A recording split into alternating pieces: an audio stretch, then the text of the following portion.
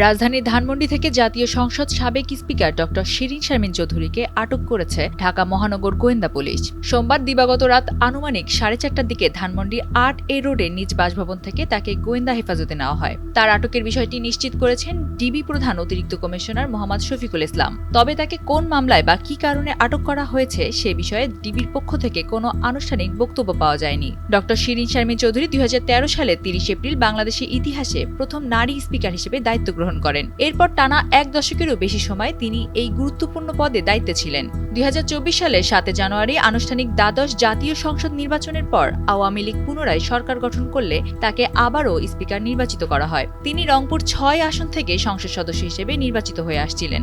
উল্লেখ্য, 2024 সালে 5 আগস্ট গণ অভ্যুত্থানের মুখে তৎকালীন প্রধানমন্ত্রী শেখ হাসিনা পদত্যাগ করে দেশ ছাড়ার পর ডক্টর শিরীন শারমিন চৌধুরীও পদত্যাগ করেন। এরপর দীর্ঘ সময় তাকে প্রকাশ্যে দেখা যায়নি, এমনকি সামাজিক যোগাযোগ মাধ্যমে তাকে নিয়ে বিভিন্ন সময় নানা চাঞ্চল্যকর খবরও ছড়িয়ে পড়ে।